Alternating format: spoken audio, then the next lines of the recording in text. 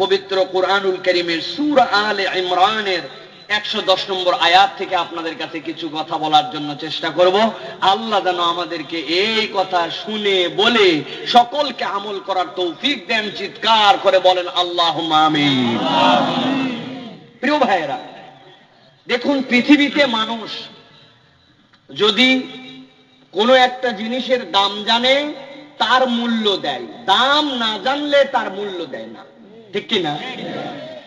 আমার হাতের মধ্যে একটা ঘড়ি আছে, আমার ঘড়িটা অজু করতে গেলে মসজিদে অজুখানায় ছাড়া পড়ে, মাহফিলে গেলে মাহফিলে যেখানে রাত্রে থাকি অথবা যেখানে অবস্থান করি সাময়িক সেখানে খুলে রাখলে ছাড়া পড়ে।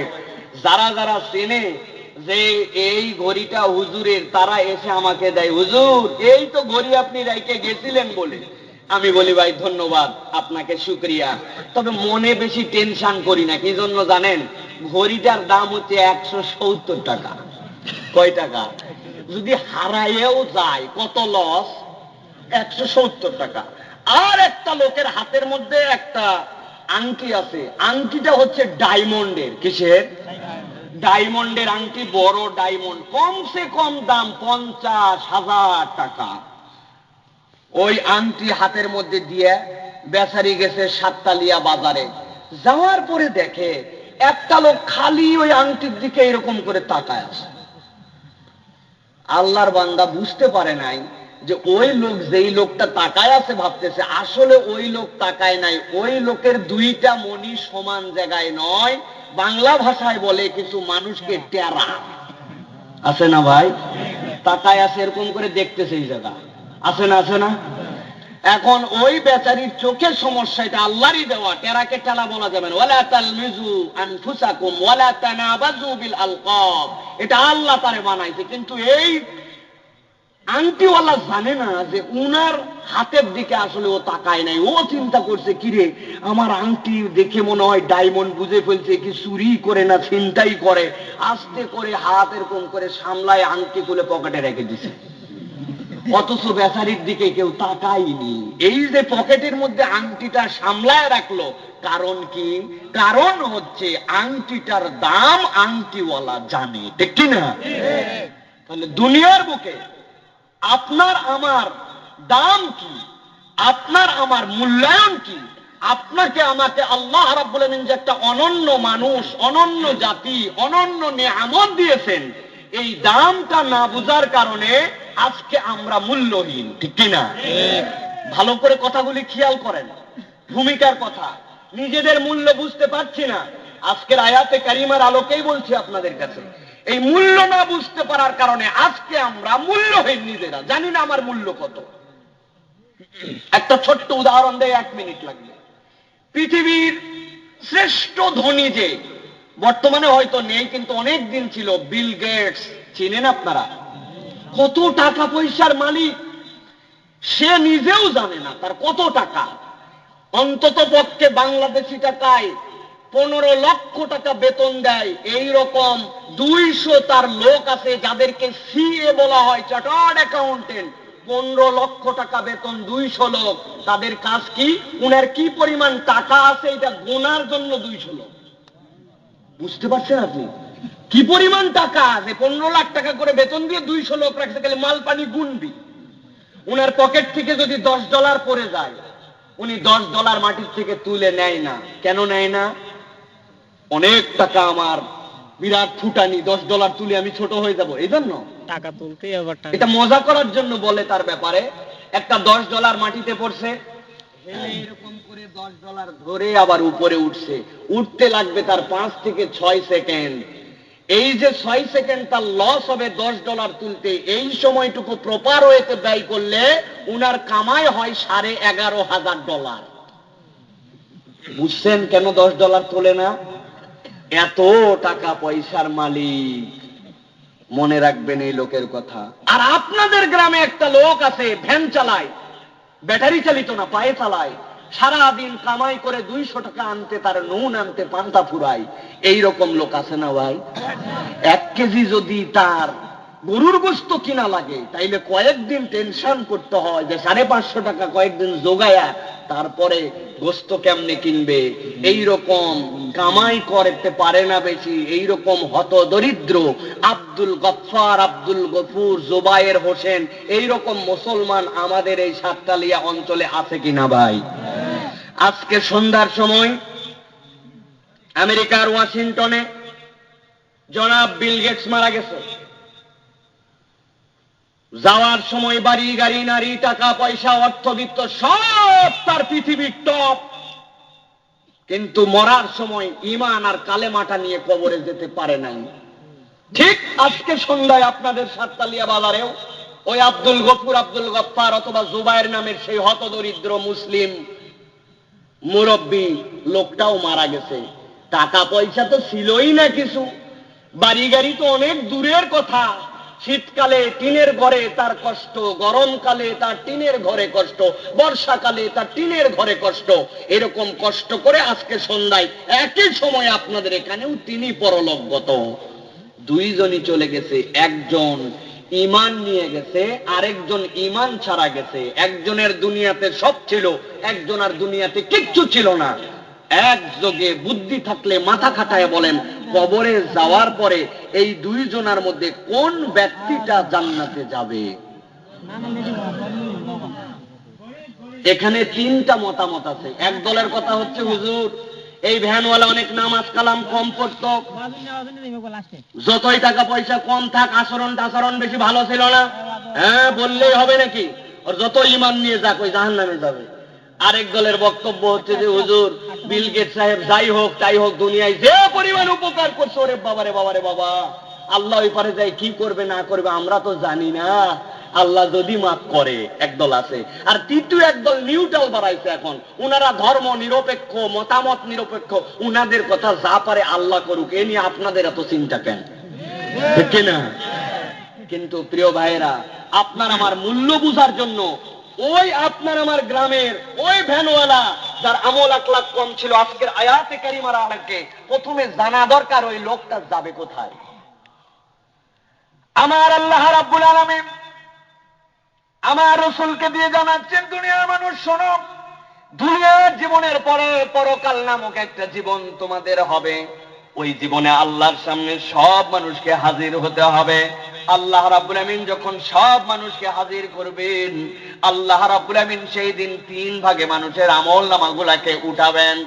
এক ধরনের আমল নামার ব্যাপারে আল্লাহ বলছেন, ইন্নাল্লাহা লা ইয়ানজুরু ইলাইহা, যাদের আমল নামার মধ্যে কুফর পাওয়া যাবে আর শিরিক পাওয়া যাবে। দুনিয়ায় তোমার যাই থাকুক না কেন, দুনিয়ায় তুমি যত ভালো কাজ করো না কেন, আল্লাহর প্রতি ঈমান নিয়ে যদি তুমি না যেতে পারো, তোমার আমল নামায় শিরিক আর কুফর থাকলে আমার আল্লাহ ওই ব্যক্তিদের দিকে তাকাবেন না, ডাইরেক্ট তাদের দিকে পাঠাবেন। এখন আমাদের যে আব্দুল গফুর, আব্দুল গফফার, জুবায়ের ভাই, উনার আমল নামার মধ্যে গুনাহ আছে, নামাজ মিস করার গুনাহ আছে, স্ত্রীকে মারার গুনাহ আছে, পর্দা ত্যাগ করার গুনাহ আছে, দুনিয়ার বুকে মিথ্যা কথা বলার গুনাহ আছে, নানান ধরনের আচরণের ভুলের গুনাহ আছে। কিন্তু তার সাথে সাথে তার ঈমান আছে, আবার আল্লাহর সাথে শিরিক করে নাই। আল্লাহর নবী বলছেন, এই ধরনের মানুষগুলাকে আল্লাহ রাব্বুল আমিন এরপরে জাহান্নামের ফয়সালা করবেন, যাও এতদিনের মেয়াদে জাহান্নামে যাও।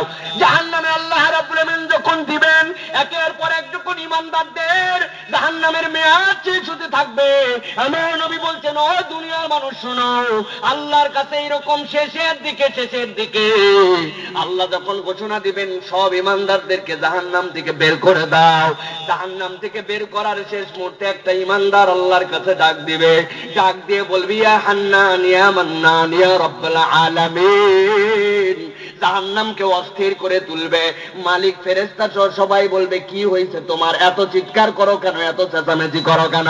ও বলবে, ও ফেরেশতারা, জাহান্নামে জ্বলতে জ্বলতে জ্বলতে জ্বলতে আমার অবস্থা খারাপ হয়ে গেছে, আমার আল্লাহর কাছে আমার কেবলমাত্র একটা আবদার আছে, আর জীবনে কোনোদিন কোনো আবদার করব না। কি আবদার তোমার বলো তো? বলে, আমার আল্লাহকে বলো, জাহান্নামের মধ্যে আছি ঠিকই, আমি আর সহ্য করতে পারি না, আমার আল্লাহ যেন জাহান্নামের দিক থেকে কেবলমাত্র আমার মুখটা একটুখানি ঘুরাইয়া অন্যদিকে তথা জান্নাতের দিকে করে দেয়। আমার আল্লাহ বলবেন ফেরেশতারা ওয়াদা নেওয়ার কাছ থেকে আর কোনোদিন কোনো আবেদন করবে না, এটাই ফুল অ্যান্ড ফাইনাল লাস্ট আবেদন। ফেরেশতাদের কাছে বলবো, আল্লাহ আমি আল্লাহর কসম করে বলতেছি আমি আর কোনোদিন কোনো আবেদন করব না। আল্লাহ বলবেন যা আমি হুকুম দিয়ে দিলাম, আমার বান্দার মুখটা জাহান্নামের দিক থেকে জান্নাতের দিকে ফিরাইয়া দেয়। যেই না বান্দাকে জাহান্নামের দিক থেকে জান্নাতের দিকে মুখ ফিরাইয়া দেওয়া হবে, আল্লাহ নবী বলছেন অল্প কিছু সময় কেবল অতিবাহিত হবে, হওয়ার পরে ওই বান্দাটা আবার হইচই করতে শুরু করছে, আবার চিৎকার করতে শুরু করছে, ইয়া হান্নান ইয়া মান্নান, ইয়া হান্নান ইয়া মান্নান, ইয়া রাব্বাল আলামিন। আল্লাহ বলবেন কি আশ্চর্য রে, একটু আগেই তুই বললি আর কোনো কথা বলবি না, এখন আবার চিৎকার করিস কেন, চেঁচামেচি করিস কেন? তুই না বলছিস জাহান্নামের দিক থেকে মুখ ফিরাই দিলেই তোর আবেদন শেষ, এখন আবার চিৎকার করিস কেন? বান্দা তখন আল্লাহর কাছে বলবে, আল্লাহ তোমার কাছে আমার আর কোনো আবেদন নাই, এইবার একটা আবেদন করব, এইবারই শেষ। আল্লাহ বলবেন কেমন রে, কেমন বান্দা তুই, কেমন তুই গাদ্দার বান্দা রে, কেমন বনিয়াদন তুই? তুই না আগের বাড়ি বললেই কেবল মুখ ফিরাই দিলেই তুই খুশি, এখনই আবার ওয়াদা নষ্ট করতেছিস। বলে আল্লাহ বিশ্বাস করো এইবারই শেষ, আর কোনোদিন তোমার কাছে কোনো আবেদন দেব না। কি আবেদন তোর বল? কবে ওয়াদা হচ্ছে, এই আবেদন দেওয়ার পরে ওয়াদা করতে হবে, আর কোনো আবেদন করা যাবে না। বলছি তো আল্লাহ এইটাই ফুল অ্যান্ড ফাইনাল, আর কোনোদিন তোমার কাছে কোনো আবেদন করব না। কি আবেদন? বলে রব্বুল আলামিন ওই জান্নাতের সুঘ্রাণ আমাকে পাগল করে ফেলেছে, ওই জান্নাতের সুঘ্রাণ এত দূর থেকে আসতেছে, তুমি তো তোমার দয়ায় জাহান্নাম থেকে আমার মুখটা ঘুরাই দিছো। তোমার কাছে ছোট্ট একটু আবেদন রব্বুল আলামিন, আমাকে কেবল জান্নাতের বাউন্ডারির কাছে নিয়ে রেখে দাও, তোমার বান্দা আর কোনোদিন কিচ্ছু চাবে না।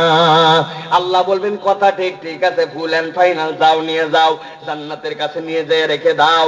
জান্নাতের কাছে যেই না যাবে, জান্নাতের কাছে যাওয়ার পরে ভিতরটা যখন দেখবে, দেখার পরে ভিতরে হু হু করে উঠছে, অনেকক্ষণ চুপচাপ থাকছে, সহ্য করতে পারে নাই, এবার আল্লাহর কাছে বলতে শুরু করছে, ইয়া আল্লাহ ইয়া হান্নান ইয়া মান্নান, চিৎকার করে চেঁচামেচি করে অস্থির। আমার আল্লাহ বলবেন ও ফেরেশতাদেরকে, এই বান্দা তো বড় বেয়াদব বান্দা, কেমন গাদ্দার বান্দারে জাহান্নাম থেকে মুক্ত করলাম, জান্নাতের কাছে আনলাম, এখন আবার চিৎকার করো কেন, চেঁচামেচি করো কেন?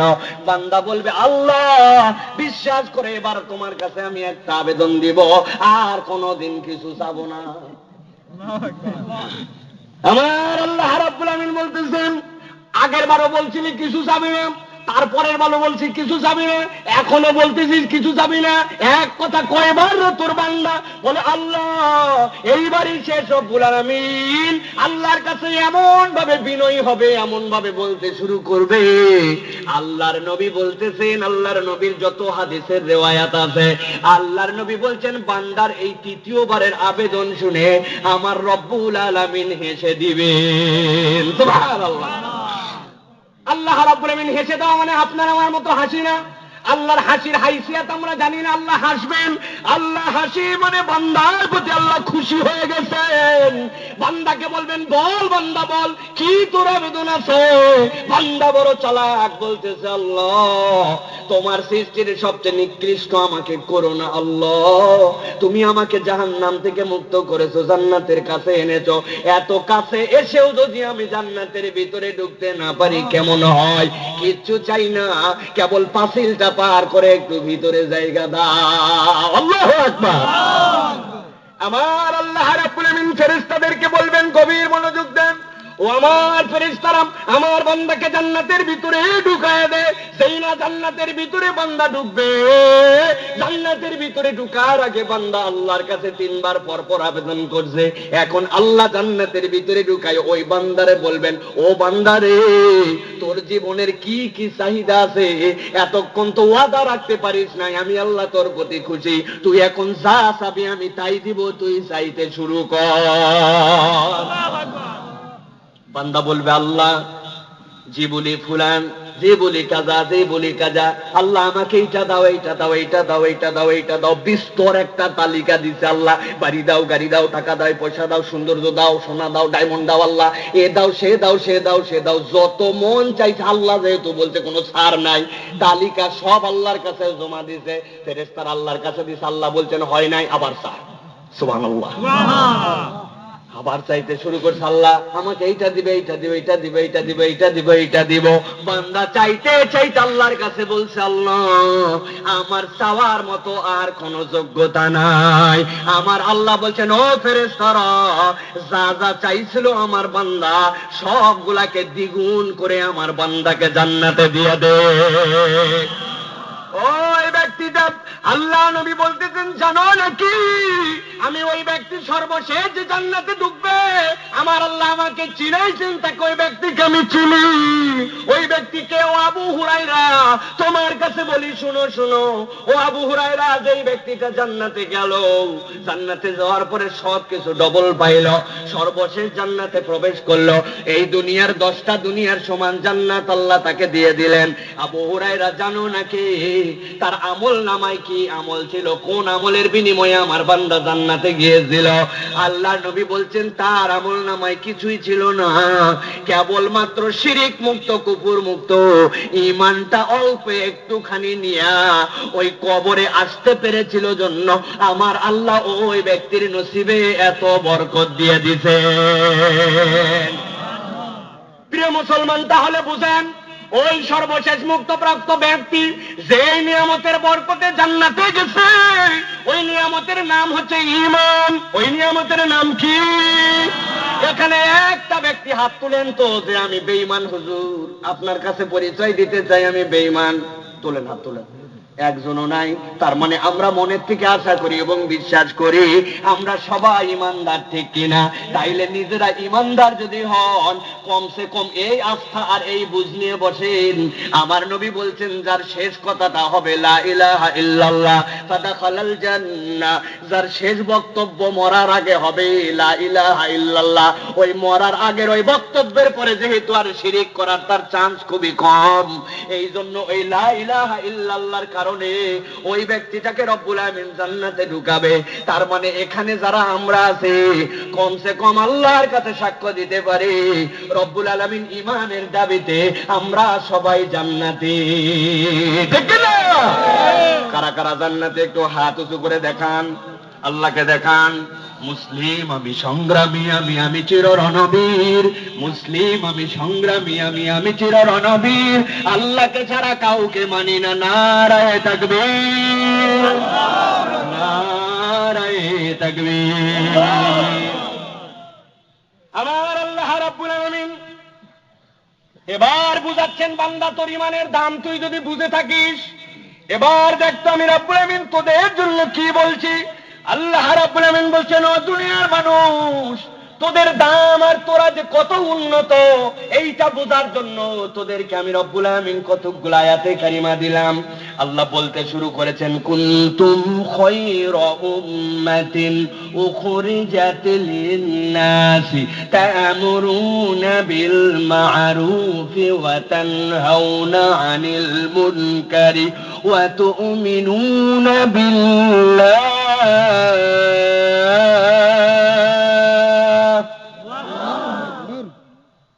আমার আল্লাহ রাব্বুল আমিন বলছেন, ও দুনিয়ার মানুষ ভালো করে বোঝ, আমি আল্লাহ তোকে কেন দামি করলাম, কেন তোকে মূল্যবান বানালাম, একটু অন্তর দিয়ে অনুভব কর। কুনতুম খায়রা উম্মাহ, তোরাই হচ্ছিস উত্তম উম্মত, তোরাই হচ্ছিস আমি আল্লাহর দৃষ্টিভঙ্গিতে সবচেয়ে দামি উম্মত।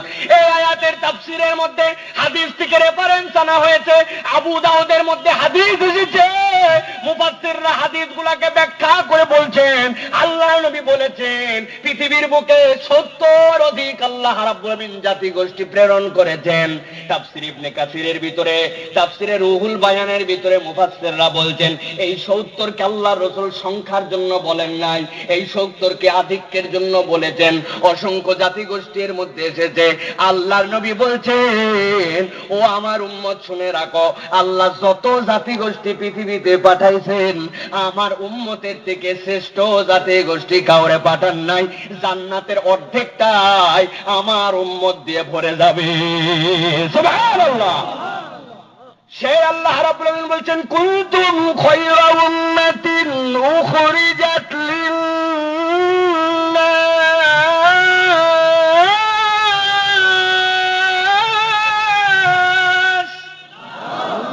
ও দুনিয়ার মানুষ, আমার উম্মত ভালো করে বুঝে নে, আমার আল্লাহ এমনি এমনি তোরে শ্রেষ্ঠ করেন নাই, শ্রেষ্ঠ করার কারণটা জেনে নে। কুনতুম খায়রা উম্মাহ, তোরাই হচ্ছিস সর্বোত্তম উম্মত। কি জন্য?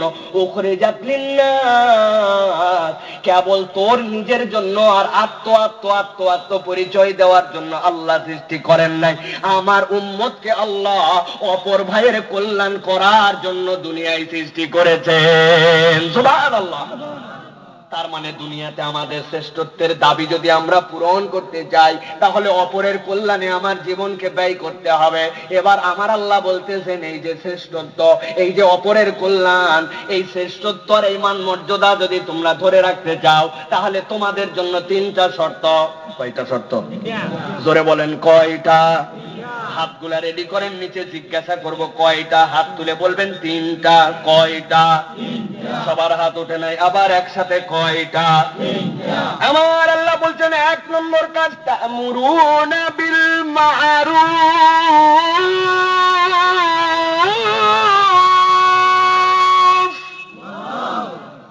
1 নম্বর কাজ তোমাদের জন্য তা'মুরুনা বিল মা'রুফ, তোমরা মানুষকে সৎ কাজের আদেশ দিবে। হাওয়ার উপরে তোমাদেরকে শ্রেষ্ঠ করা হয় নাই, তোমাদের মর্যাদা দেওয়া হয়েছে, তোমাদেরকে দাম দেওয়া হয়েছে, তোমাদের গায়ের মধ্যে একটা ইউনিফর্ম পরায় দেওয়া হয়েছে। পুলিশের একটা ইউনিফর্ম আছে, পুলিশের একটা কাজ আছে সামাজিক শান্তি শৃঙ্খলা রক্ষা করা। বিডিআরের একটা ইউনিফর্ম আছে, বিডিআরের কাজ কিন্তু সব সময় সামাজিক শৃঙ্খলা রক্ষা করা নয়, বরং বিজিবির কাজ হচ্ছে বর্ডারকে রক্ষা করা। ঠিক কিনা? সেনাবাহিনীর কাজ কি? সেনাবাহিনীর কাজ বর্ডার রক্ষা করাও নয়, শান্তি শৃঙ্খলাও নয়। দেশ যদি আক্রান্ত হয়, চূড়ান্ত কোনো বিপদে পড়ে, তাহলে সেনাবাহিনী দেশ রক্ষার জন্য ঝাঁপায় পড়বে। এই জন্য লক্ষ লক্ষ কোটি কোটি টাকা খরচ করে তাদেরকে পোষা হয়। আল্লাহ বলতেছেন এইগুলা দুনিয়ার হাইসিয়াত। আমি আল্লাহ বললাম তোরা হচ্ছে উত্তম জাতি। কি জন্য উত্তম জাতি? মানুষের জন্য সৃষ্টি করা হয়েছে। মানুষের জন্য তুই কি কাজ করবি? তুই যে শ্রেষ্ঠত্বের পোশাকটা শরীরে পরে রাখছিস, এই শ্রেষ্ঠত্ব যদি তুই টিকায় রাখতে চাস, 1 নম্বর তোর মিশন হচ্ছে তা'মুরুনা বিল মা'রুফ, মানুষকে ন্যায় কাজের আদেশ তোমাকে করতে হবে। 2 নম্বর ওয়া তানহাউনা আনিল মুনকার, আর দ্বিতীয় দায়িত্ব হচ্ছে তোমার জন্য যত অপরাধ, যত অন্যায়, এইগুলাকে তোমার নিষেধ করতে হবে, প্রতিহত করতে হবে। আর 3 নম্বর হচ্ছে এই 2টা কাজের ভিত্তি হবে ওয়া তুমিনুনা বিল্লাহ, তোমরা আল্লাহর উপরে ঈমান এনে তবেই এই দায়িত্বগুলা পালন করবে। সুবহানাল্লাহ।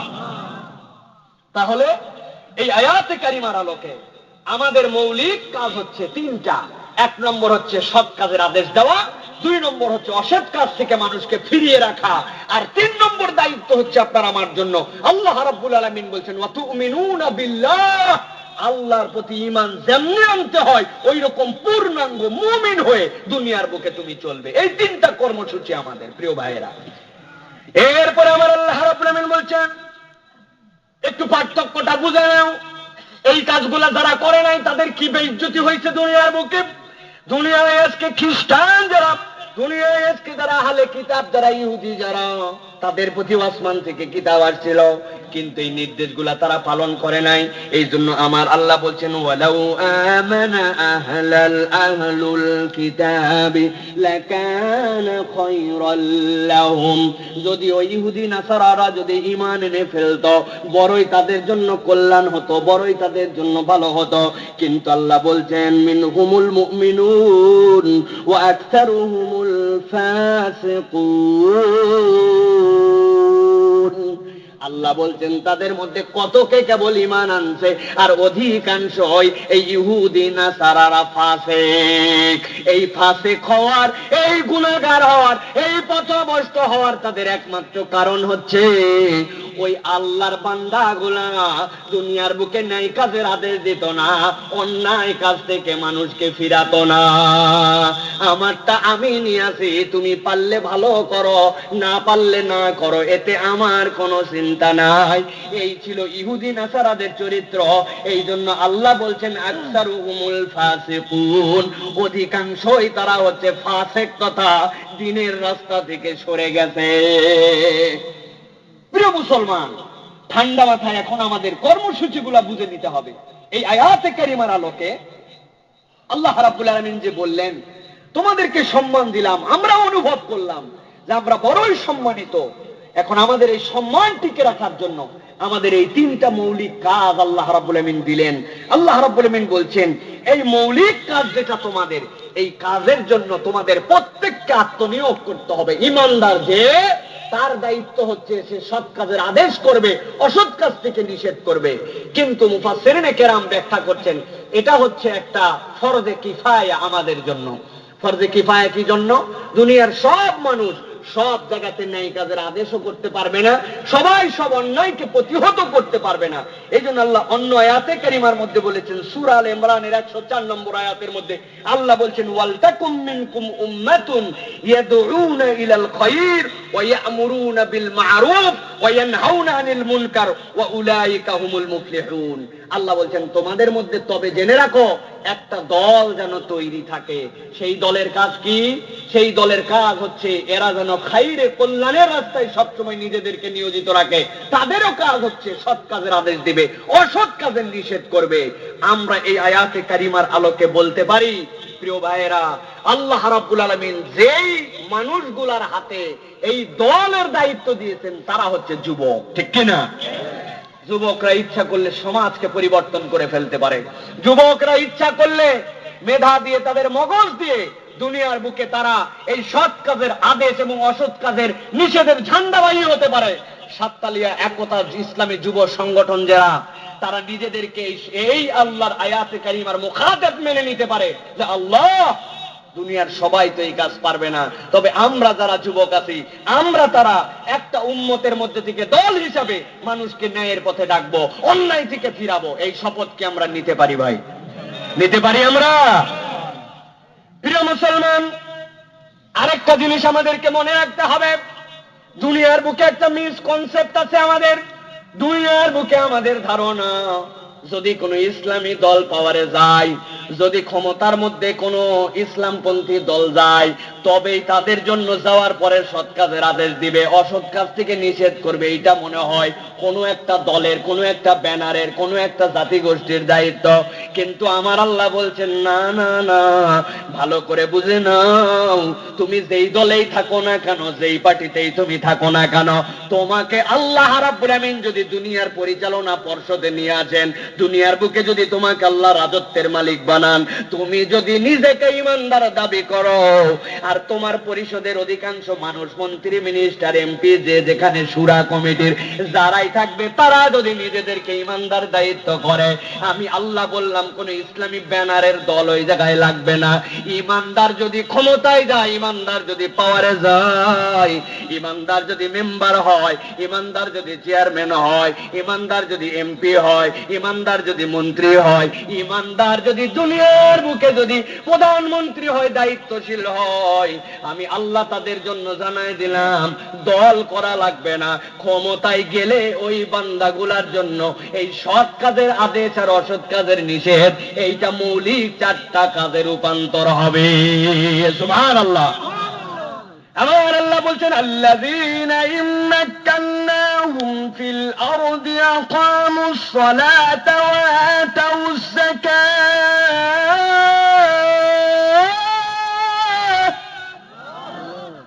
দুনিয়ার বুকে যদি আমি রব্বুল আমিন কোন ইমানদারকে দায়িত্ব দেই, কোন দল লাগবে না। ইমানদার যদি আল্লাহ রাব্বুল আমিনের দেওয়া পাওয়ার তার হাতের মধ্যে থাকে। ইমানদারের মৌলিক দায়িত্ব হবে তখন চারটা। এক নম্বর দায়িত্ব হচ্ছে আকামুস সালাহ, সে সালাত যেন দুনিয়ার বুকে মানুষ আদায় করতে পারে, এর পক্ষে সে সবসময় লড়বে, এর পক্ষে সবসময় কাজ করবে। দুই নম্বর ওয়াতাউজ যাকাত, দুনিয়ার বুকে অর্থনীতি যেইটা হবে ওইটা যেন যাকাত ভিত্তিক হয়, ওইটা যেন সুদ ভিত্তিক না হয়, এইটা ইমানদার মাত্র আবেদন থাকবে, ঠিক না? কিন্তু আমরা দেখতে পাই আমাদের দেশের কনসেপ্ট আমরা বদলায় ফেলছি। আমরা মনে করি উমুক দল গেলে এই কাজ করবে, তুমুক দল গেলে এই কাজ করবে। আল্লাহ বললেন এখানে তো দল বিষয় না, এখানে ম্যান বিষয়। তুমি যদি ইমানদার হও, তুমি যদি ইমানের পরিচয় নিয়ে দুনিয়ার বুকে চলো, আমি রব্বুল আমিন তোমার জন্য দায়িত্ব দিয়ে দিলাম, তুমি নামাজপন্থী হবে, তুমি যাকাত ভিত্তিক অর্থনীতি কায়েম করবে। কিন্তু আমরা আশ্চর্য হয়ে দেখি এই সমাজে কত অর্থনীতি তো ব্যর্থ হলো। সমাজে তো অনেক পাইলট প্রজেক্ট চালু করা হয়েছিল, পরবর্তীতে আর পাইলট প্রজেক্ট থাকে নাই। হয়েছিল এরকম পাইলট প্রজেক্ট? কাবিখা নামে প্রজেক্ট ছিল আমাদের, কাজের বিনিময়ে খাদ্য। সরকার একটা পাইলট প্রজেক্ট দিছিল, দেওয়ার পরে দেখলো এখানে বেশিরভাগ টাকা পয়সা ওয়েস্টেজ হয়, প্রজেক্ট ক্লোজ। অমুক জায়গায় একটা বড় ব্রিজ বানাবে, ব্রিজটার মাটি ঠিক আছে কিনা এই জন্য হাজার হাজার বস্তা ভরায় বালু দিয়া 15 দিন চাপ দিয়ে রাখে, ওজন টেস্ট করতেছে পাইলট প্রজেক্ট। যদি এইটা টিকে যেতে পারে তবেই ওই জায়গাতেই ব্রিজ হবে, নইলে হবে না। দেখছেন না আপনারা দুনিয়ার বুকে কত ধরনের পাইলট প্রজেক্ট হয়। স্কুলের মধ্যে আগে একটা খাদ্য কর্মসূচি চালু করছিল, উপবৃত্তি চালু করছিল, টাকা মিস্টেক হয়, পাইলট একটা প্রজেক্ট। এতটুকু জায়গা নিয়া অমুক বীজ কোম্পানি একটা প্রদর্শনী ক্ষেত দিছে, লম্বা করে গাছ লাগায়া হাফ বিঘার থেকে কতটুকু ধান উঠছে এলাকার মানুষে দেখাইছে।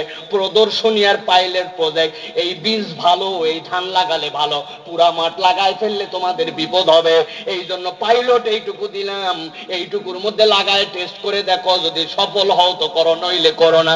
দুনিয়ার বুকে কত পাইলট প্রজেক্ট করা হলো, দুনিয়ায় মার্ক্সের অর্থনীতি গেল, দুনিয়ার বুকে সমাজতান্ত্রিক অর্থনীতি গেল, সাম্রাজ্যবাদী অর্থনীতি গেল, সবগুলা দিয়ে দুনিয়ার মানুষের ভাগ্য পরিবর্তন হয় নাই। কিন্তু কপাল পোড়া আফসোস আমাদের, আল্লাহর কোরআনের যাকাত ভিত্তিক অর্থনীতি পাইলট প্রজেক্ট হিসাবেও কোনোদিন আমরা নিতে পারলাম না। অথচ দেশে আমাদের এখন পর্যন্ত প্রধানমন্ত্রী, এখন পর্যন্ত বিরোধী দল, এখন পর্যন্ত রাষ্ট্রপতি বাংলাদেশ হওয়ার পরের থেকে মুসলমান ছাড়া কেউ হয় নাই, ঠিক না? আমার আল্লাহ বলছেন ভালো করে কনসেপ্ট পরিষ্কার করেন, কোন দলের পাওয়ারে যাওয়া লাগবে না। যে পাওয়ারে ইমান যদি দাবি করো, আমি আল্লাহ বললাম তোমার প্রথম কর্মসূচি হবে তা'মুরুনা বিল মারুফ ওয়া তানহাউনা আনিল মুনকারের এজেন্ডার ভিত্তিতে তোমার নামাজ ভিত্তিক সমাজ কায়েম করতে হবে, যাকাত ভিত্তিক সমাজ কায়েম করতে হবে। ওয়া আমারু বিল মারুফি ওয়া নাহু আনিল মুনকার ওয়ালিল্লাহি আকিবাতুল উমুর। আমার আল্লাহ বলছেন ও দুনিয়ার মানুষ, তোমাদের 3 নম্বর আর 4 নম্বর দায়িত্ব হচ্ছে তোমরা ন্যায় কাজের আদেশ দেবে, অন্যায় থেকে মানুষকে প্রতিহত করে রাখবে। আর জেনে রাখো সব কাজে কিন্তু আল্লাহর কাছে হিসাবের খাতায় উঠে। অতএব প্রিয় ভাইয়েরা, এই যে আমরা দুনিয়ার বুকে যেই কাজ করতেছি, দুনিয়ার বুকে যে ইমানদার হিসাবে আমরা যে যার পজিশনে আছি, ওই পজিশন থেকে প্রত্যেকের দায়িত্ব আছে আমাদের যে মানুষকে কল্যাণের দিকে ডাকতে হবে, মানুষকে উপকারের দিকে ডাকতে হবে, ন্যায় কাজের আদেশ দিতে হবে, অন্যায় থেকে ফিরাতে হবে। এটা ইমানদার মাত্র আপনার আমার মৌলিক চরিত্র। এখন এখান থেকে যদি আমরা ফিরে যাই, তাহলে ভাই আপনার আমার যে মূল্য আল্লাহ দিয়েছিলেন ওই মূল্য কিন্তু আপনার আমার থাকবে না, ঠিক কিনা? দুনিয়ার মানুষের যে কি হলো এখন দেখলে তো মনে হয় যারা আমরা ঠিক বলতেছি আমাদের মাথার মধ্যে যে আদৌ মগজ আছে না নাই এটাই তো আমরা বুঝতে পারি না। বলবেন কেমন করে? শিয়াল আর এক বাঘের মধ্যে নাকি বন্ধুত্ব ছিল, তো বাঘ একদিন শিয়ালকে পরীক্ষায় ফেলার জন্য বলছে, খুব তো পণ্ডিতি করো, আমার খুব ক্ষুধা লাগছে, সাহস থাকলে একটা গাধারে আমার সামনে আইনে দেখাও, আমি খাবো, নাইলে তোর খবর আছে। শিয়াল চিন্তা করছে আপনি এত বড় দাপটওয়ালা মানুষ, লাভ দিলে ঝাঁপ দিলে আপনি গাদা ধরে ফেলতে পারেন, আমার মতো লোকরে আপনার সাথে এত বন্ধুত্ব এরকম বিপদে ফেললেন, কথা বলবি না, বেশি চালাকি করবি না, বলছি একটা গাদা নিয়ে আয়। শিয়াল তো গাদার কাছে গেছে, যাওয়ার আগে বাঘের কাছে বলে গেছে আমি গাধা নিয়ে আসবো, তবে শর্ত হচ্ছে আপনার সামনে এনে হাজির করার পর যখন বলবো ধরেন তখন ধরবেন, এর আগ পর্যন্ত নড়া যাবে না, চড়া যাবে না, চুপ করে থাকবেন। ঠিক আছে? গাধাকে যাই বলছে, গাধা তুই কি জানিস আমাদের এই বনের মধ্যে একটা বাঘ আছে? জানি মানে কি? ওর থেকে আমি ভয়ে ভয়ে দূরে থেকে, আরে ভয় লাগাইছিস গাধা, তুই আছিস এখনো। ওর গায়ে শক্তিও নাই, হিম্মতও নাই, প্যারালাইসিস হয়ে পড়ে গেছে। তোর কথা আমি বিশ্বাস করি না। বলে বিশ্বাস না করলে না কর, কিন্তু একটু প্রমাণ তোকে আমি দিতে চাই। তুই শুধু আমার সাথে যাবি, কাছে যাবি না, তুই 100 হাত দূরে থাকবি, আমি ওর কাছে থাকবো। যদি দেখছিস নড়ে না, আমি ওর কান নাড়াচ্ছি, লেজ নাড়াচ্ছি, তাহলে তুই আর একটু আগায় আসিস, এসে কাছে দেখবি, কাছে দেখবি, কাছে দেখবি। সর্বশেষ যদি তোর বিশ্বাস হয় তখন কাছে আসিস, না হলে কাছে আসার দরকার নাই। গাধা তো শিয়ালের টোপ গিলে নিছে। শিয়াল আছে বাঘের গা নাড়ে, ওই দূরের থেকে দেখে, আরে শিয়ালের মতো লোক বাঘের গা নাড়ে, এই তো বিরাট ব্যাপার। আস্তে আস্তে 50 হাত আগাইছে, শিয়াল আরো নড়াচড়া করে। বাঘ তো ওই কন্ডিশনে আছে।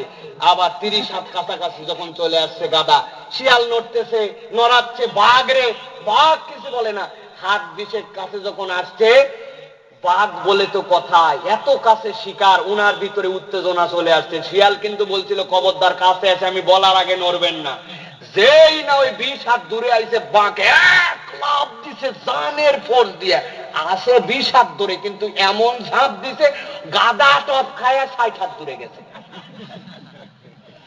গাধা দেখছি উড়ে মরার ভান করে পড়েছিল, পরি মরি করে। বাঘ তো ব্যালেন্স দিয়ে ঘুরতে ঘুরতে এক দৌড়ে মালিকের বাড়ি চলে গেছে। শিয়াল এখন বকতেছে বাঘরে, হ্যাঁ আপনারা হুঁশ আছে, এত কাছে নিয়ে আসলাম, বললাম লাভ ঝাপ দিবেন না, কথা না শুনে ওই সময় লাভ দিচ্ছেন। শিয়াল বকতেছে বাঘরে, চিন্তা করছে না?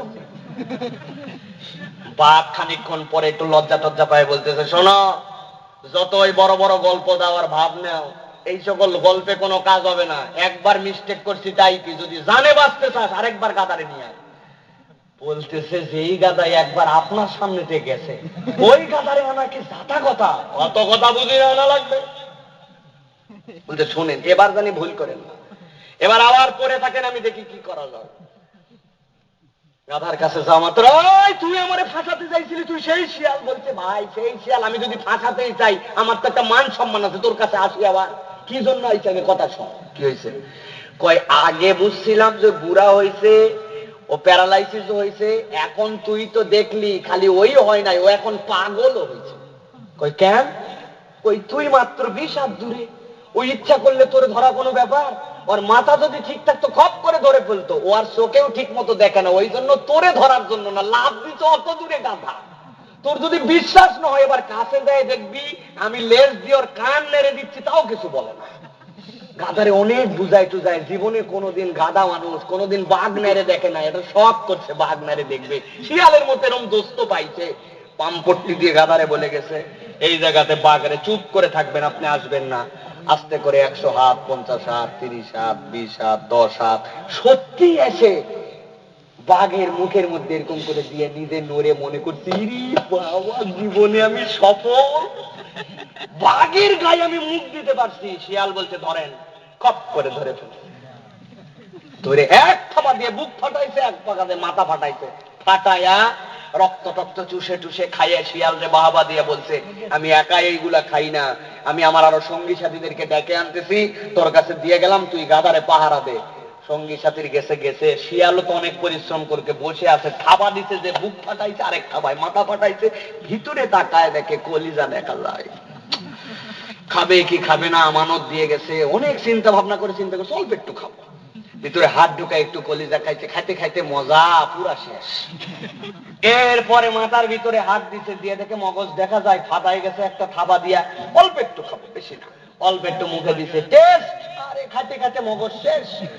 বাঘ আরো দুইটা নিয়ে বাঘ আসে, এখন খাওয়া শুরু করবে, বুক ছিঁড়ছে, ছিঁড়ে দেখে প্রথম খাওয়া শুরু করবে কলিজা দিয়ে, কলিজা নাই।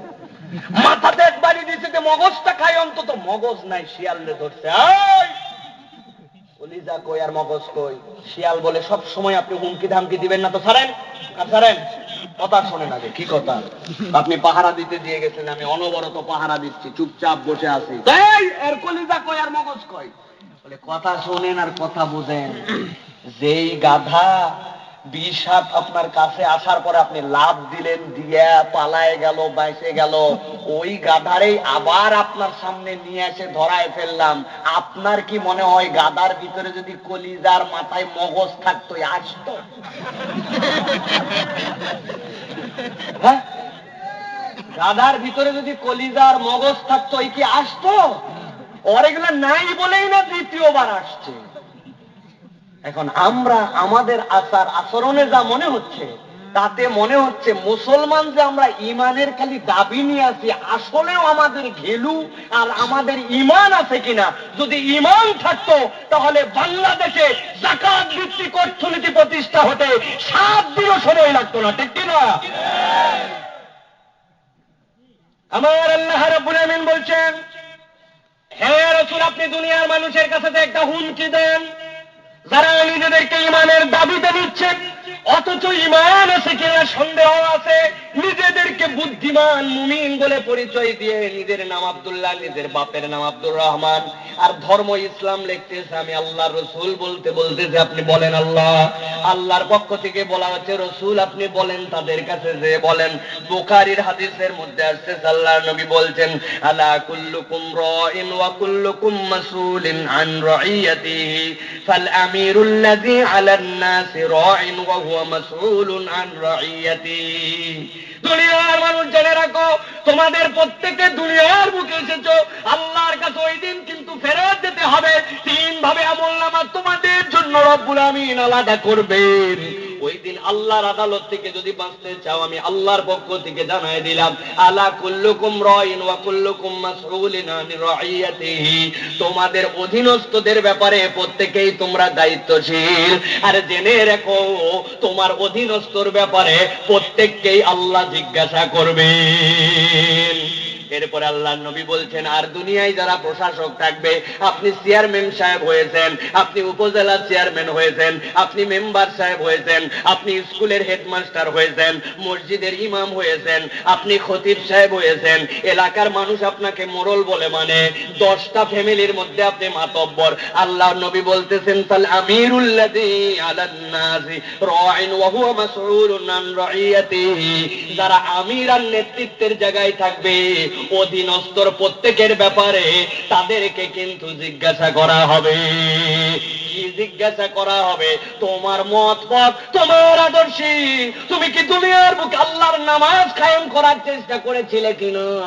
দুনিয়ার বুকে যেন আল্লাহর দেওয়া অর্থনীতিটা প্রতিষ্ঠিত হয়, তার পক্ষে তোমার সমর্থন ছিল কিনা? দুনিয়ায় অন্যায় হয়েছে, তুমি প্রতিহত করছো কিনা? আর মানুষকে ন্যায় কাজের আদেশ দিয়েছো কিনা? তুমি যদি এই কাজ না করো, আল্লাহর কাছে জিজ্ঞাসায় তুমি দাঁড়ায় যাবে, ঠিক না? মারা যাওয়ার পরে, অতিরিক্ত ব্লিডিং হওয়ার পরে এখন আপনারা হইচই করে দাবি তুলছেন, ধর্ষকের বিচার চাই, বিচার চাই, বিচার চাই। কিসের বিচার চান আপনি? আপনারা তো হামমুখ বলবে মানুষ, আপনি আবার কিসের বিচার চান? আমি বক্তা, আমি ওয়াজ করতেছি, আমি আবার বলতেছি ভালো ওয়াজ করতে চাই, ভালো ওয়াজ শুনতে চাই।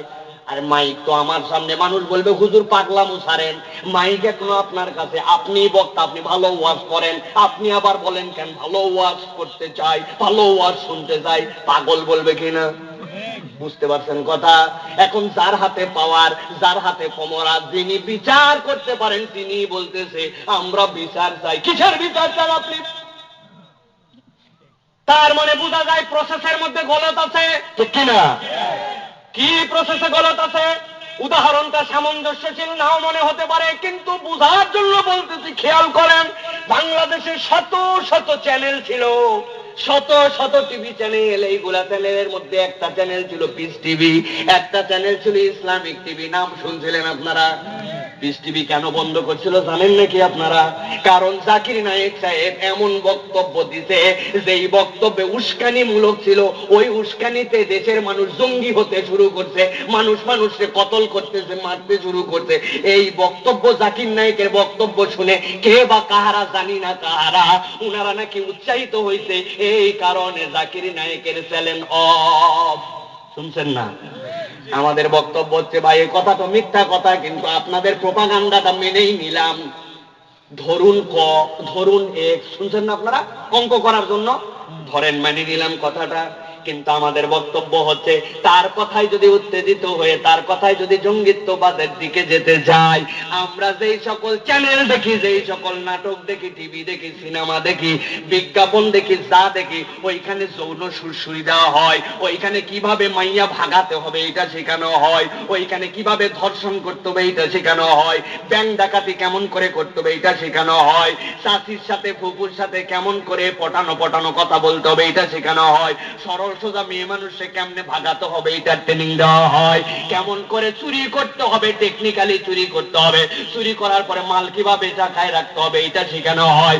যত ধরনের এই সকল নাটক, সিনেমা, এই সকল হারাম বিনোদন, এইগুলার মধ্যে অশ্লীলতা শেখানো হয়। এমনকি সমাজের মধ্যে এমন কতগুলা বিলবোর্ড লাগানো হয় যেখানে মহিলার হাত বের হয়ে থাকে, বুক উঁচু হয়ে থাকে, ওইটা দেখে অনেক ছেলের মধ্যে যৌন উত্তেজনা তৈরি হয়। তাহলে আমাদের বক্তব্য হচ্ছে এই সকল ধর্ষণ, এই সকল অন্যায়, এই সকল সিনেমা, এই সকল নাটক, এই সকল চ্যানেলের কারণে হয়। অতএব এইগুলা সবগুলাকে বন্ধ করতে হবে। ঠিক না? কোন সিনেমার মধ্যে দেখাচ্ছে কেমন করে মহিলারা ভাগাতে হবে, তিনজন মিলে কেমন করে ধরে একটা মহিলাকে ধর্ষণ করবে, কেমন করে অন্যায় করবে, কেমন করে ব্যাংক ডাকাতি করবে, কেমন করে সরল সোজা একটা মেয়ের পটাবে, কেমনে করে দুনিয়ার বুকে প্রেম বিনোদন করবে, বাপ মায়ের চোখে ফাঁকি দিবে, অমুকের চোখ ফাঁকি দিবে, সমাজের চোখ ফাঁকি দিবে, মুরব্বীর সাথে যুক্তিপূর্ণ তর্ক করে করে মুরব্বীরে কেমনে পরাজিত করবে, এই সকল অসভ্যতা যে এই সকল মাধ্যমে শেখানো হয়। আমাদেরও দাবি হচ্ছে ওই কারণে যদি পিস টিভি বন্ধ হতে পারে তাহলে এইগুলো একটা নাটক সিনেমা চলবে না, এদের প্রযোজক, পরিচালক, নায়ক, নায়িকা প্রত্যেককে ধরে ধরে বিচার করতে হবে। আমার আল্লাহ রাব্বুল আমিন বলছেন, রাসূল আপনি দুনিয়ার মানুষের কাছে যে বলেন, মান রাআ মিনকুম মুনকারান, তোমাদের জন্য দায়িত্ব হচ্ছে কেউ যদি তোমাদের মধ্যে থেকে কোনো অন্যায় দেখে, ফালিয়ুগাইয়িরুহু বিয়াদিহি, ফাইল্লাম ইয়াস্তাতি ফাবিলিসানিহি, ফাইল্লাম ইয়াস্তাতি ফাবিকলবিহি, ওয়া যালিকা আদাফুল ঈমান। আমার নবীকে বলতে বলা হচ্ছে, রাসূল আপনি বলে দেন, দুনিয়ার বুকে কেউ যদি খারাপ দেখে তাহলে তার প্রথম কাজ হচ্ছে মুখ দ্বারা সে যেন প্রতিবাদ করে, ফালিয়ুগাইয়িরু বিয়াদিহি, হাত দিয়ে যেন প্রতিবাদ করতে শুরু করে। আপনার পাওয়ার আছে, আপনার ক্ষমতা আছে, আপনার কাছে এই ক্ষমতা প্রয়োগের মতো সুযোগ আছে, ওই অবস্থাতে আপনি মুখ দিয়ে বললে হবে না, আপনার ক্ষমতা দিয়ে ওই খারাপটাকে আপনার ঠেকাতে হবে। ঠিক না? চেয়ারম্যান সাহেব এসে বলতেছে, বাবারা তোমরা ভালো মানুষ হয়ে যাও, অন্যায় অশ্লীলতা করো না। ঈদের দিন রাত্রেবেলা দেখ বাজায় কোনার মধ্যে, রাত্রেবেলা লাল পানি খায়, নীল পানি খায়। চেয়ারম্যানের কাছেও গেছে, বলছে আমি বেশি দিতে পারবো না বাপ, 1000 টাকা সাদা নিয়ে যা, দুষ্টামি যেন তোরা করিস না। আছে কিনা? চেয়ারম্যান সাহেব আল্লাহর কাছে যায়, বলবো আল্লাহ আমিও তো সাধারণ একজন মানুষ, কি করার ছিল? আল্লাহ বলবে এদিকে আসো, তোমার ডবল মার্ক দেওয়া হবে। কিনা? কারণ কি? মান রাআ মিনকুম মুনকারান ফালিয়ুগাইয়িরুহু বিয়াদিহি, আল্লাহ তোমার হাতের পর দিছিল, তুমি হাতের পর খাটাও না কেন? তোমার দায়িত্ব ছিল আমার এলাকায় কোনো মদ, গাঁজা, জুয়া, নাটক, সিনেমার এই সকল কার্যক্রম বাহিরে এনে প্র্যাকটিস করবে, এটা হতে দিব না। আমি চেয়ারম্যান, আমার ক্ষমতা আছে, করলে তোদের একটা একটা করে সাইজ করে দিব। উনি তো চিন্তা করছে কাদেরকে সাইজ করব, যাদেরকে সাইজ করব ওরা আমার পিছনে যদি অমুক ভাইয়ের চরিত্র ফুলের মতো চরিত্র না বলতো, পবিত্র না বলতো, আমার তো ভোটেই জিতা হতো না। রাগ করতেছেন আপনারা? এরপর আল্লাহ নবী বলছেন, দ্বিতীয় দায়িত্ব কি? তোমার ক্ষমতা নাই, তোমার পাওয়ার নাই, তুমি এইটাকে অ্যাপ্লাই করতে পারো না। আল্লাহ বলেন নাই, তারপরেও জোর করে তুমি মারামারি করতে যাও না। তোমার মুখের শক্তি আছে, তুমি এরপরে মুখ দিয়ে বলো, ফালিয়ুগাইয়িরু বিলিসানিহি, তোমার দায়িত্ব হচ্ছে তুমি মুখ দিয়ে প্রতিবাদ করো। তুমি একটা বড় ভাই, তোমার কথা সবাই শুনে, তুমি যদি এদেরকে প্রতিবাদ করতে পারো তাইলে ওরা ভয়ে তোমার প্রতিবাদের সাথে উত্তর করতে পারবে না। কিন্তু বড় ভাই উনি বিরাট ফর্মে এসে গেছে, উনি এখন দেখেও না দেখার ভান করে, ইংরেজিতে বলে ওভারলুক করে। কি করে? আসার পরে বলতেছে, মোড়ের মধ্যে দেখলাম ছোট ভাইরা সব সিগারেট খাচ্ছে, আমি মোটর সাইকেলে ওভারলুক বলে অন্য দিক তাকায় চলে যাচ্ছি। খাক ছেলে পেলে বড় হয়েছে টিনেজার, আছে না? আমাদের এই সাততালি একতা ইসলামী যুব সংঘের মধ্যে ওই এরকম আছে না কেউ ভাল্লুক পার্টি? আহা কি সলিড পার্টি আমরা, মাশাআল্লাহ। ভালো করে বুঝেন মুসলমান, আমার আল্লাহ নবী বলছেন তোমার মুখ দিয়ে বলার ক্ষমতা নাই এমন একটা সমাজের মধ্যে তুমি চলে গেছো যেই সমাজে মুখ দিয়ে তুমি কথা বলতে পারো না।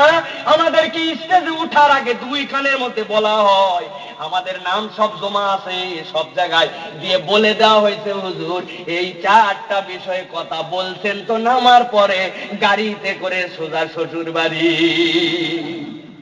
আমরাও বলছি ঠিক আছে, আমার দায়িত্ব এই পর্যন্ত নাই, বাদ দিলাম এই কথা, ময়দানে আলোচনা থাক, দিনের কথা চলুক, এই সাবজেক্ট বাদ দিলাম, আমার মুখের কথা নাই। কিন্তু আল্লাহর নবী বলছেন তোমার দায়িত্ব শেষ হয়ে যায় নাই।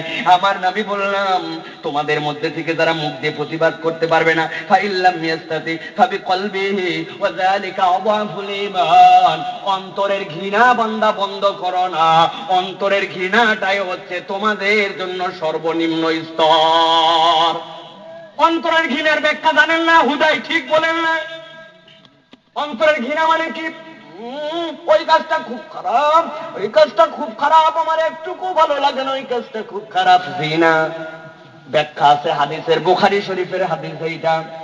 আল্লাহ নবী সাল্লাল্লাহু আলাইহি ওয়াসাল্লাম মুসলিম শরীফের প্রথম খণ্ডের 69 নম্বর হাদিস, আল্লাহ নবীর মুসলিম শরীফের হাদিসের ব্যাখ্যায় বলা হচ্ছে ওয়াযালিকা আযাফুল ঈমান, মানে কি জানো নাকি? যারা যারা হাতের প্রতিবাদ করতে পারে না, মুখ দিয়ে বলতে পারে না, অন্তরে যাদের ওই বিষয়ের সাথে সহমত নাই, তারা যারা যারা অন্তরওয়ালা, এই অন্তরওয়ালারা আস্তে আস্তে নিজের অন্তরের মন মানসিকতার মানুষ খুঁজতে শুরু করবে।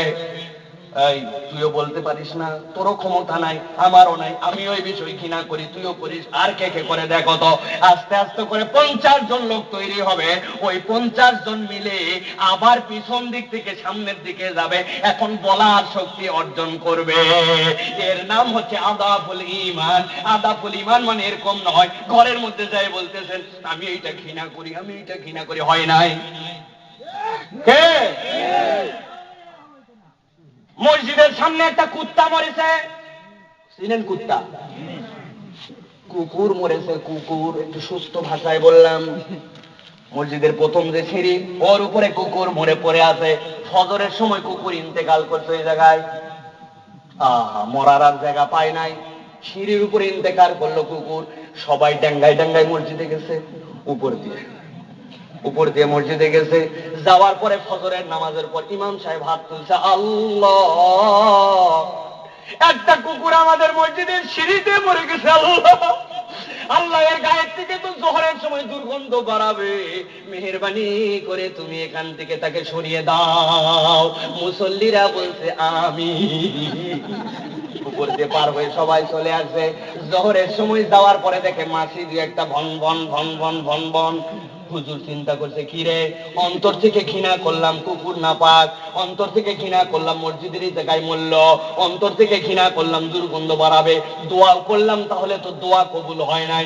জোহরে ঘোষণা দিছে আসরের সময় সবাই আসেন, তাবারুক দিয়ে কুকুর সরানোর জন্য দোয়া হবে। কি তাবারুক? কেউ কেউ বলছে বিরিয়ানি করলেই ভালো হয়, করে না, কুকুর সরানোর জন্য বিরিয়ানি চলে নাকি? আপাতত বাতাসা দিয়েই হোক। আসরের পর আল্লাহ, তোমার ঘরের জন্য কুকুর, হায় রব, আরশের মালিক তোমার কি নজরে যায় না? চিৎকার মারে মারে মাশাআল্লাহ। সবাই মিলে দোয়া টোয়া করে চলে গেছে। মাগরিবের নামাজে আর মসজিদে আসা লাগবে না, গন্ধ এখন ছুটেছে। তার মানে কুত্তা ওই জায়গায় পড়ে আছে, আর আপনার দোয়া এখন কাজ দিবে না, আপনার ঘৃণা এখন কাজ দিবে না। ইমাম সাহেবের দায়িত্ব ওইটা সরানো নয়, ওইটার দায়িত্ব মিউনিসিপ্যালিটির লোকের, ওইটার দায়িত্ব হচ্ছে মুচি অথবা যারা সুইপার তাদের। ইমাম সাহেব নিজে না পারলে এলাকার লোকের ফোন দিবে, যারা যারা জানে 10 জনের খবর দিবে, এইটা সরানো লাগবে। যারা দায়িত্বশীল আছেন এলাকার, উনি পৌরসভায় ফোন দিয়ে লোক নিয়ে আসবে, মেথর টাকা দিয়ে নিয়ে আসে, তারপরে ওইটা সরাবে।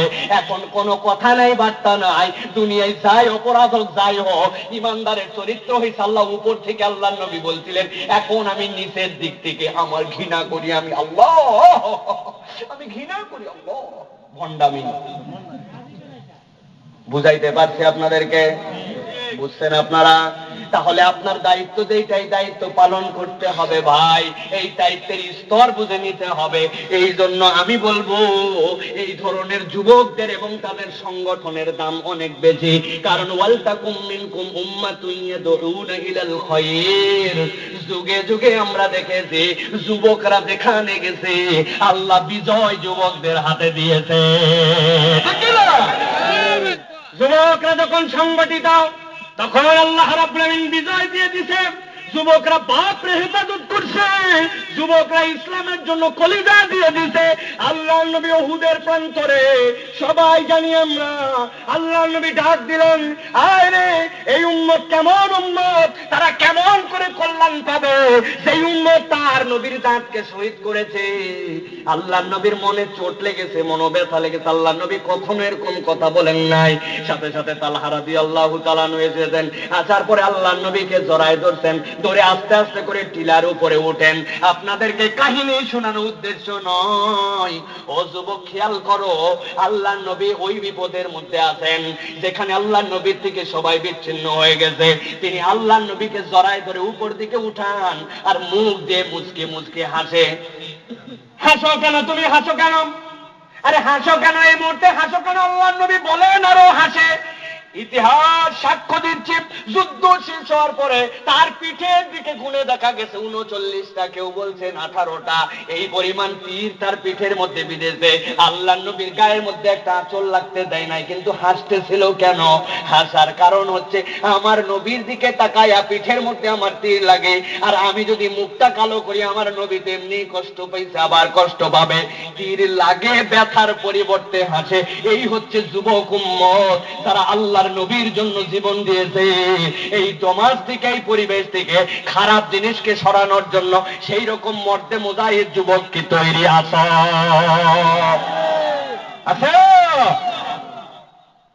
তৈরি হতে হবে, প্রত্যেককে ইমানদার হতে হবে, ইমানের চেতনা নিয়ে কাজ করতে হবে। ইমান যদি আমাদের মধ্যে মজবুত হয়ে যায়, আল্লাহ রাব্বুল আমিন আপনার আমার বিজয় দেওয়া শুরু করবেন। আল্লাহ নবী বলছেন, ও দুনিয়ার মানুষ, তোমরা যদি বারবার বারবার এরকম দেখতে থাকো,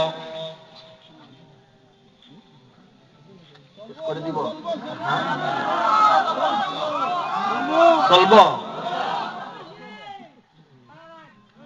আমার নবী বলতেছেন, দুনিয়ার মানুষ শোনো, আল্লাহ রাব্বুল আমিন আল্লাহ নবীকে জানিয়ে দিয়েছেন, দুনিয়ার মানুষ কোন একটা জিনিস যদি বারবার বারবার বারবার দেখো, দুনিয়ার বুকে ওই খারাপের মধ্যে থেকে পাপের অনুভূতি আমাদের থেকে চলে যায়, ঠিক কিনা?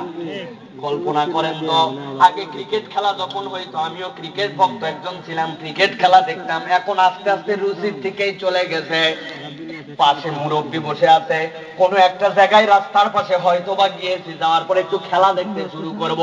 যেই না খেলা হয়, খেলার ফাঁকে চার মারার পরে কতগুলা মহিলারা যেইগুলা জামা কাপড়ের ভিতরে পরা লাগবে ওইগুলাই খালি পরে ড্যান্স দেয় আর নাচে। চিন্তা করলাম, লজ্জায় মরে যায়, কি রে খেলা কি দেখবো, ওই জায়গায় থাকাই তো দায়, টুপি নিয়ে থাকলে কেমন করে? খেলা দেখা যতটুকু না অপরাধ, ওই ফাঁকের অপরাধ। এখন বিশ্বাস করেন, এমন হয়েছে এখন বাপ মেয়ে জামাই শ্বশুর নাতি একসাথে ওই খেলা দেখে, ওই খেলার চার হওয়ার পরে ওরাও নাচে, এরাও হাততালি দেয়। লজ্জা উঠে গেছে, ঠিক কিনা? মেডেল গলায় পরাই দিচ্ছে, চ্যাম্পিয়ন হয়ে গেছে। আরে বাপ মেয়ে ছেলে একসাথে দেখতেছে, নাবালেগ বালেগ সবাই মিলে দেখতেছে। এর কারণ কি? এর কারণ হচ্ছে খারাপ জিনিস দেখতে দেখতে দেখতে দেখতে অন্তরের মধ্যে ওইটার ঘৃণা উঠে গেছে। এই জন্য আল্লাহ বলছেন, তুমি আর উত্তম উম্মত নাই। উত্তম উম্মতের বৈশিষ্ট্যের মধ্যে থাকতে হলে কুনতুম খায়রা উম্মাতিন উখরিজাত লিন-নাস, ওই উম্মতের জন্য আমি আল্লাহ বললাম কয়টা কাজ, ভুলে গেছেন? কয়টা কাজ? তা'মুরুনা বিল মা'রুফ ওয়া তানহাউনা আনিল মুনকার ওয়া তু'মিনুনা বিল্লাহ।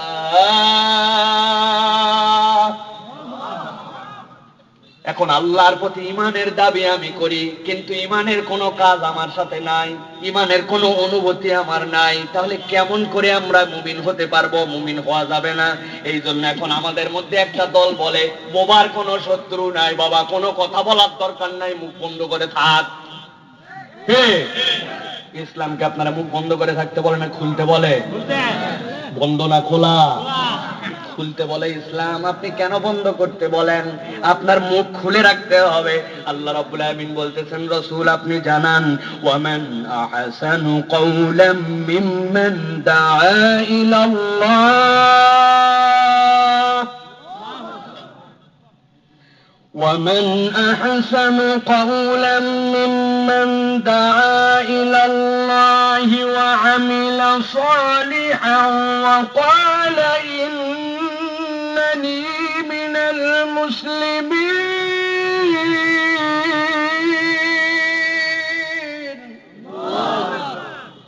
আমার আল্লাহ বলতেছেন সূরা হামিম সাজদার মধ্যে, দুনিয়ার মানুষ এই সূরা আলে ইমরানের আয়াতের আলোকে তোমাদের জন্য বলতেছি, তার থেকে উত্তম কথার কার হতে পারে?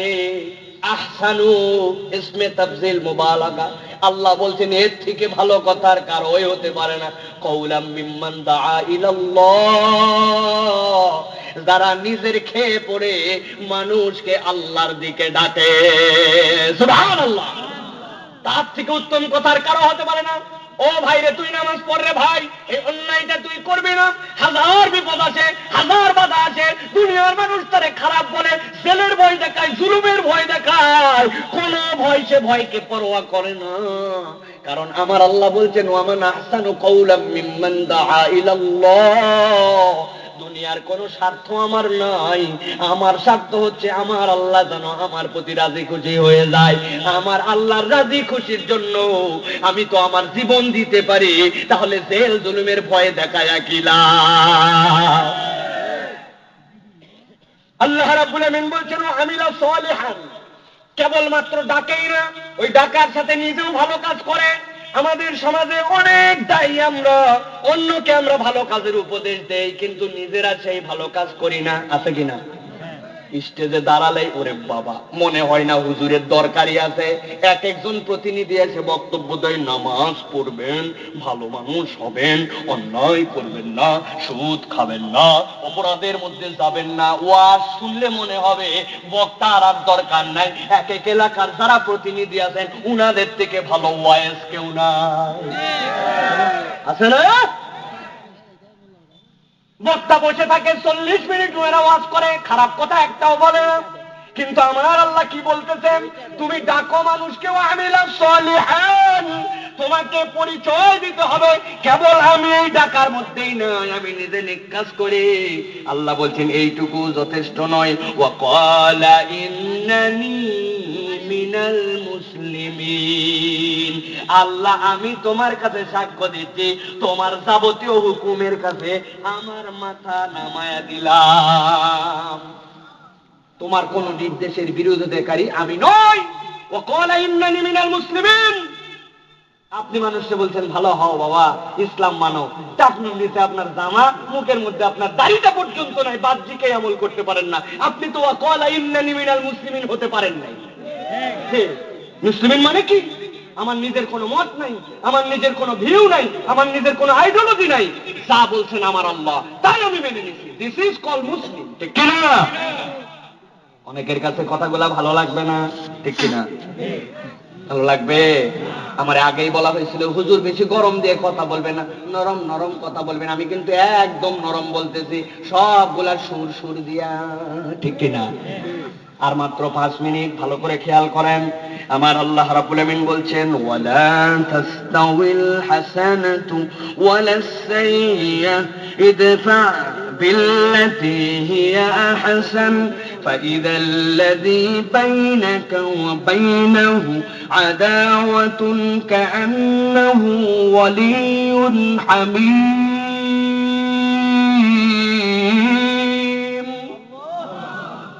আমার আল্লাহ বলছেন, ও দুনিয়ার মানুষ, দুনিয়ার বুকে যারা নেক কাজ করতে চায়, মানুষকে কল্যাণের দিকে ডাকে, এর থেকে ভালো মানুষ নাই। নিজেও আমল ভালো কর, আল্লাহর কাছে নিজেকে সমর্পণ করে দে। ওয়ালা তাস্তাউইল হাসানাতু ওয়ালাস সাইয়্যা, আল্লাহ বলতেছেন 1000 বার একটা মানুষ খারাপ কাজকে ভালো বলুক না কেন, কখনোই ভালো আর খারাপ সমান হতে পারে না। ঠিক না? ভালো আর খারাপ কখনো সমান হতে পারে না, কখনো হতে পারে না। সুয়ের ফুটা দিয়া উট চলে যেতে পারে, it could be possible, but it totally impossible. এটা কখনোই সম্ভব না, ইম্পসিবল এটা, যে কখনোই খারাপ আর ভালো এক হতে পারে না। আল্লাহর দেওয়া রাস্তা আর মানুষের বানানো রাস্তা কখনো এক হতে পারে না। ঠিক কিনা? প্রিয় মুসলমান, আমার আল্লাহ রাব্বুল আলামিন এরপরে বলতেছেন, দুনিয়ার মুসলমান, তুমি যদি এই কাজ করো তোমার কি লাভ? কেন তোমাকে সৎ কাজের আদেশ দিতে হবে? ও যুবক, তোমাদের জন্য বলি, শোনো ভাই রে, তোমরাই তো মনোযোগ দিয়ে শেষ পর্যন্ত শুনতেছ। আল্লাহর নবী বলতেছেন কি লাভ, কেন এই কাজ করব? আল্লাহর নবী বলছেন, আমরু বিল মারুফ সাদাকা ওয়া নাহি আনিল মুনকারি সাদাকা। দুনিয়ার মানুষ জেনে রাখো, তুমি যে একটা মানুষকে বলছো, ভাই মসজিদে চল রে ভাই, তোর পা ধরি, তোর হাত ধরি, তুই যেমনে পারিস ভাই তুই মসজিদে চল। তুই আমার ছোট ভাই, খবরদার বিড়ি সিগারেট খাবি না।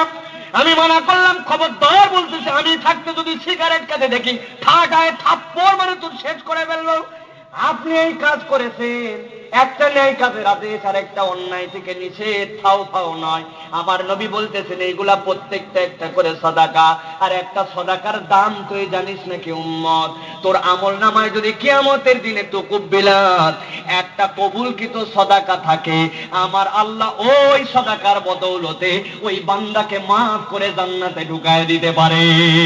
সুবহানাল্লাহ। একটা তুকুবিলাত সাদাকা, কবুলকৃত একটা সাদাকা যদি থাকে। একটা লোকের হাত একটু উঠানো আমি দেখতে চাই এখানে। সাহস করে একজন হাত তোলেন। হুজুর, জীবনে এমন ভাবে 2 রাকাত নামাজ আমি পড়ছিলাম, কোন দিকে মন যায় না, দোয়া তাসবিহ সবগুলাই এমন ধীর স্থির নিয়ম কানুন সব মেনে আমার আল্লাহ এই 2 রাকাত নামাজ কবুল না করে পারে না। হাত তোলেন, 500 টাকা দিব, আপনার কপালে চুমা দিব। হুজুর, আমাদের কারো এই তৌফিক হয় নাই। সাহস থাকলে আপনি তো বলতেছেন, হুজুর আপনি বলেন দেখি। আরে আমি তো আগেই বিদায়। এমন একজন হাজী সাহেব হাত তোলেন যে, হুজুর এমন তওয়াব করছি, এমন হজ করছি, এমন রোজা রাখছি, কানের হক, জিহ্বার হক, চোখের হক, সব হক আদায় করে করে হজ করছিলাম। একজন ব্যক্তি হাত তুলে দেখাতে পারবেন? সম্ভব নয়। তার মানে দুনিয়ায় কোনো সাদাকা আমাদের জন্য কবুল হয়েছে বলতে পারি না। কিন্তু আমার নবী বলছেন, কেউ যদি একটা সৎ কাজের আদেশ দেয়, ভাইরে তুই এই কাজটা কর, এটা তোর জন্য ভালো হবে, মিথ্যা কথা বলা ছেড়ে দে। আমিও মিথ্যা কথা বলি না, তুইও মিথ্যা কথা বলবি না। আয় আমরা সবাই মিলে মানবতার কল্যাণে কাজ করি। করবি না কেন? তোর অনেক টাকা আছে, দে। বন্ধু হিসাবে তোর প্রতি দাবি আছে, বার কর। 10 টাকা দিলেও হবে না, তোর ভাগে 100 টাকা দেওয়াই লাগবে। বন্ধু বেরাজি হয়েও অনেক সময় রাগ করে হলেও দিয়ে ফেলছে। আপনি একটা সাদাকা অর্জন করে ফেলছেন, তাকে তো ভালো পথে আনছেনই, আপনার আমলনামায় সাদাকা। এই সাদাকার কারণে আপনাকে আল্লাহর কাছে নাজাতের ওসিলা হয়ে যেতে পারে। সুবহানাল্লাহ। তাহলে এই কাজ করা আমাদের দরকার আছে কি না? আছে। আমার নবী সর্বশেষ কি বলতেছেন একটা হাদিস শোনেন, সহিহ বুখারীর হাদিস। আমার নবী বলছেন, আল্লাহি লিআন ইউহদা বিকা রাজুলুন ওয়াহিদুন খায়রুল লাকা মিন হুমুরিন নাআম। আমি নবী বললাম, শোনো, দুনিয়ায় কোনো একটা মানুষ যদি তোমার দ্বারা হেদায়েত পায়, একজন ব্যক্তি মাত্র তোমার কথায় হেদায়েত পেয়ে গেছে, খারাপ রাস্তায় থেকে ভালো রাস্তায় চলে আসছে। বন্ধু নামাজ পড়, চল। আরে আমার কাপড় ময়লা, কই আমার প্যান্ট আছে, চল। কি মুশকিলে পড়ছি, আজকে হবে না, ঠিক আছে, তবে কালকে কিন্তু পড়াই লাগবে। পরের দিন আবার দেখা হয়েছে, দোস্ত নামাজে চল। বলছে আমি নামাজে যাব কেমন করে? এইখানে প্রস্তাব করছি, প্রস্তাব করে পানি নেওয়া হয় নাই। সাথে সাথে নিজের কাছে একটা ব্যাগ রাখছিল, ব্যাগের থেকে একটা লুঙ্গি আর একটা প্যান্ট বের করছে। কই এই লুঙ্গি দিয়ে তোর প্যান্ট চেঞ্জ করে এই প্যান্ট পর। ওরে বেকায়দা রে, তুই তো আচ্ছা খারাপ আছিস, সাথে করে আমার এই জন্য তুই লুঙ্গি আর প্যান্ট নিয়ে ব্যাগে ঘুরতেছিস। দোস্ত কথা মারাস না দোস্ত, নামাজ পড়াই লাগবে দোস্ত। আমি না তোর বন্ধু হই, তোরে নিয়ে আমি জান্নাতে থাকতে চাই। আমার জান্নাতে যাওয়ার পরে যদি তোরে না পাই আমার কি উপায় হবে? আমার নামাজে কবুল হয় আমি বলতেছি না, কিন্তু তোরেও তো আমি নামাজি বানাতে চাই। বন্ধুর মন গলে গেছে, অনেক সময় বিরক্ত হয়ে বলছে ধরো মাথা, কি যে একটা শুরু করে, চল চল মসজিদে যাই। আপনি সফল, সুবহানাল্লাহ বলে, আপনি সফল হয়ে গেছেন, আপনি সফল। আল্লাহ নবী বলছেন ওয়াল্লাহি লিআন ইউহুদা বিকা রাজুলুন ওয়াহিদুন খায়রুল লাকা মিন হুমুরিন নাআম। দুনিয়ার বুকে একটা মানুষ যদি তোমার দ্বারা হেদায়েতের রাস্তায় যায়, আল্লাহর রাস্তায় একটা লাল উট দান করার থেকেও এইটা তোমার জন্য অতি উত্তম। সুবহানাল্লাহ। 1 কোটিতে একটা লাল উট হয় না, এত রেয়ার। রেড, রেড মানে হচ্ছে, আপনি মনে করেন না যে আমাদের গরু যেরকম লাল বলি, কি গাই, লাল গাই, সাদা গাই, ওই লাল না। Red mean red, this is call red. কি তাও এটা হচ্ছে পিঙ্ক, গোলাপি, কিন্তু রেড মানে একদম রেড, লাল টক টক। এরকম হয় না। ওরকম একটা উট আপনি পেয়ে গেছেন, পাওয়ার পরে বলছেন যা, এই উটের যত মিলিয়ন আর যত হাজার দাম হোক আল্লাহর জন্য এটা দান করে দিলাম। আল্লাহ নবী বলছেন এইরকম একটা লাল উট আল্লাহর রাস্তায় যদি পাও, পাওয়াই তো যায় না, দান করলে যা উত্তম। তোমার প্রচেষ্টায়, তোমার কথায়, তোমার আবেদনে, তোমার অনুরোধে, তোমার পা ধরায়, তোমার প্রচেষ্টায় যদি এরকম একটা মানুষ হেদায়েত পায়, আল্লাহর রাস্তায় এরকম একটা উট দান করার থেকে উত্তম। তাহলে বলেন তো যুবক ও মুরব্বী ও ভাইয়েরা, আমাদের এই সৎ কাজের আদেশ আর অসৎ কাজ থেকে মানুষকে বারণ করার দরকার আছে কিনা? আমরা কি এই কাজ করতে রাজি? রাজি? আল্লাহ কবুল করবেন, আল্লাহুম্মা আমিন। আচ্ছা, এই কাজগুলো তো করব, আমরা করা উচিত, করার দাম। যদি না করি কি হবে? 1 মিনিটে বলে দেই, 4টা কাজ হবে। যদি এই কাজ আমরা ছেড়ে দেই তাহলে 4টা কাজ হবে। কয়টা কাজ? 1 নম্বরে দুনিয়াবি গজব আসতে শুরু করবে। কি আসবে? পাপ দেখেও দেখি না, গায়ের মধ্যে সয়ে গেছে, মুখ দিয়ে আর বলি না, নিজের স্ট্যাটাসের ভয়ে, সমাজের ভয়ে, রাষ্ট্রের ভয়ে, রাজনীতির ভয়ে, ক্ষমতার ভয়ে, নানান কারণে আমি এইটার পক্ষে চলে গেছি। দুনিয়ায় গজব আসবে। কি আসবে? আসছে কিনা খেয়াল করে দেখেন তো। গজব কিন্তু এখন ঘরে ঘরে। আরে করোনার কথা বলি নাই, আপনার ঘরে শান্তি নাই, বইয়ের সাথে মিল নাই, আপনি করোনা নিয়ে পড়ে আছেন। ওইরকম 10টা করোনার থেকে মহা করোনার রানী আপনার ঘরে। ও বাবা, রাজা যে আপনি, আবার ঠিক ঠিক যে বলতেছেন। 1 নম্বর হচ্ছে দুনিয়ার গজব। 2 নম্বর পারস্পরিক সৌহার্দ্য নষ্ট হয়ে যাবে। আগে সমাজের মধ্যে ভালোবাসা ছিল, সৌহার্দ্য ছিল, ছিল কিনা? আমার মাকে দেখছি, বাপ আজকে পাশের বাড়িতে পাট শাক দিয়ে, আমি বলছিলাম আমি দিতে পারবো না, আমি এটা দিতে পারবো। কেন দিতে পারবি না? পাট শাক যে জবের তিতা, আগে কিন্তু এত তোষা পাত, অমুক পাট, এখন পাটের শাক তো তিতা নাই, মিষ্টি। আগে জম্মের তিতা ছিল পাট শাক। কি ভাই মুরব্বীরা? বাচ্চার কৃমি হলে পাট শাক খাওয়াইছে, কি চাচা? এখন আর পাট শাক তিতা নাই। বলছি মা, এই তিতা শাক মানুষের বাড়িতে দেয় নাকি? মান ইজ্জত থাকে নাকি? খবরদার, আমার বাড়িতে প্রথম আজকে পাটের শাক রান্না হয়েছে, তোরে দেওয়া লাগবে, দিতে বলছি দিয়াই। পারস্পরিক সৌহার্দ্য ছিল, সম্পর্ক ছিল, ভালোবাসা ছিল। এখন বিশ্ববিদ্যালয়ের 2 জন টিচার সামনাসামনি 2 ফ্ল্যাটে থাকে, ফ্ল্যাটের ভিতরে মরে যাওয়ার 11 দিন পরে পচে আছে, খবর নেওয়ার লোক নাই। দেখতে না, পারস্পরিক সৌহার্দ্য নষ্ট হয়ে যাবে। আপনি যদি ওই মিশন, আল্লাহ যেটা দিতে, উত্তম চরিত্রের মিশন 3টা কাজ, উত্তম উম্মতের মিশন 3টা কাজ, এই কাজ যদি না করেন পারস্পরিক সৌহার্দ্য নষ্ট হয়ে যাবে। 3 নম্বরে দোয়া আল্লাহর কাছে কবুল হবে না। এত দোয়া যায় কোথায়? আমরা বলি না ভাই, হাই রে সাওয়া সালাম না, কি যে হয়েছে, দোয়া মনে আটকাই গেছে, আটকাইছে।